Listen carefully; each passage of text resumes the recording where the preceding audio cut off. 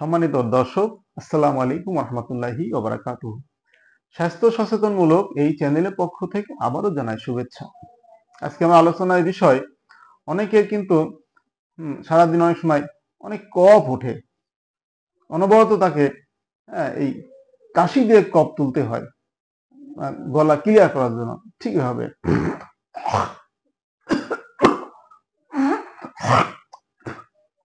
কফ ফেলতে হয়। এই অভ্যাসটা বা এই কষ্টটা কেন হয়, কিভাবে এটা থেকে মুক্তি পাওয়া যায়, এই বিষয়ে কথা বলবো। প্রথমে আমি বলবো কেন হয়। আমাদের গলার মধ্যে যখন ইনফ্লামেশন হয়, প্রদাহ হয়, তখনই কিন্তু শ্লেষ্মা বা মিউকাস বের হয়। এই মিউকাস বের হওয়ার কারণে মিউকাস জমে, এই মিউকাসটা বের করার জন্য আমরা কাশি দিয়ে কফটা বের করি। আমাদের যে সাইনাস রয়েছে, সাইনাস এবং নাকের দুপাশে সাইনাস রয়েছে, এই সাইনাস গুলায় কিন্তু অনেক ফাঁকা জায়গা থাকে। এই ফাঁকা জায়গাতেও কিন্তু আমাদের কিছু শ্লেষ্মা ন্যাচারালি বের হয় শ্বাস প্রশ্বাস বা বাতাসকে ক্লিয়ার করার জন্য, বিশুদ্ধ করার জন্য। কিন্তু যখন কিনা অ্যালার্জির কারণে এই ধরনের প্রদাহ হয়, ইনফ্লামেশন হয়, তখন স্বাভাবিক থেকে শ্লেষ্মা বেশি বের হয়। তখনই কিন্তু আমাদের কাশি দিয়ে কফটা বের করার প্রয়োজন হয়। তাহলে প্রথম কারণ কি? অ্যালার্জি। দ্বিতীয়ত, যাদের গ্যাস বেশি, অনবরত তাদের গ্যাস্ট্রিক হাইপার অ্যাসিডিটি, সুগার ঢেকুর ওঠে, এই অতিরিক্ত গ্যাস হলে কিন্তু গলার মধ্যে প্রদাহ হয়। গলার মধ্যে প্রদাহ হলে তখন এই গলা কফ তৈরি হয়, মিউকাস তৈরি হয়, তখন কাশি দিয়ে সেই মিউকাসটা বের করার প্রয়োজন হয়। এই দুইটা কারণটা মেন কারণ। তাহলে আমি এখন আলোচনা করব যে এটা থেকে মুক্তির উপায় কি। প্রথমে বলবো ঘরোয়া টোটকা কিছু বলবো, যেটার মাধ্যমে আপনি এই সমস্যা থেকে চিরতরে মুক্তি লাভ করতে পারবেন। আপনি 1 চামচ মধু নিবেন, 2 চিমটি হলুদ নিবেন, ভালো হলুদের গুঁড়া, তারপরে গোলমরিচ গুঁড়া করবেন 1 চিমটি নিবেন। এই মিক্সার করে আপনি আঙ্গুল দিয়ে চেটে চেটে দিনে 3-4 বার খেতে পারেন। খেলে কিন্তু আপনার এই প্রবলেমটা আপনার সমাধান হয়ে যাবে।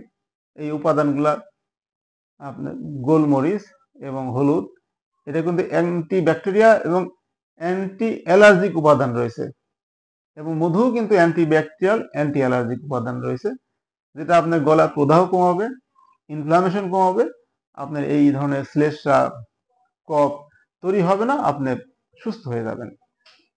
দ্বিতীয় যে উপায় বলবো, আপনি 1 গ্লাস জল নিবেন, 4-5টা তেজপাতা দিবেন, 4-5টা লবঙ্গ দিবেন, একটু দারুচিনি দিবেন, 4-5টা গোলমরিচ দিবেন। 1 গ্লাস বিশুদ্ধ পানি আপনি জাল দিবেন 8-10 মিনিট।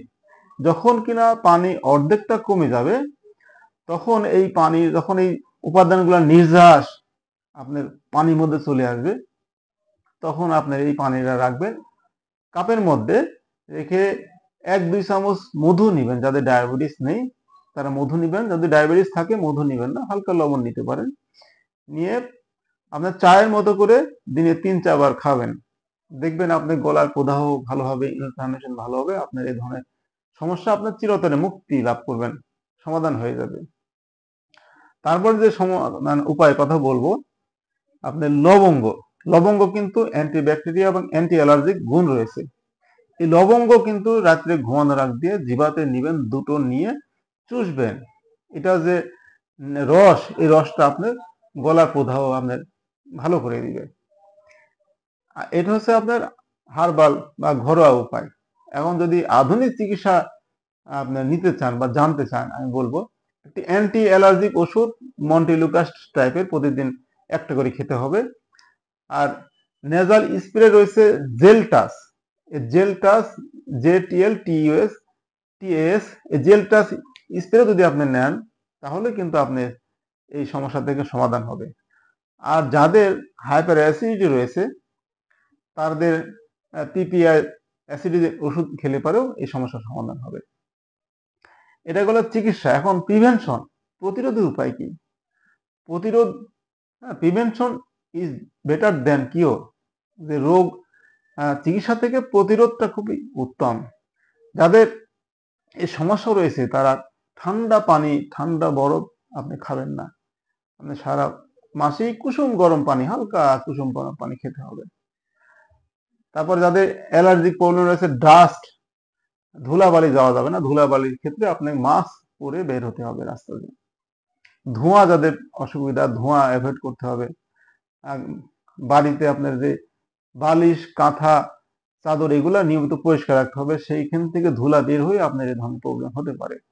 অ্যালার্জিক ডাস্ট গিয়ে আপনি ইনফ্লামেশন করবে, ইনফ্লামেশন থেকে গলা ইনফ্লামেশন থেকে সেক্রেশন বের হবে, মিউকাস বের হবে, তখনই আপনার কাশি ক্রিয়েট করবে। তারপর আপনার দুধ চা বাদ দিতে হবে। দুধ চা কিন্তু গলায় প্রদাহ তৈরি করে।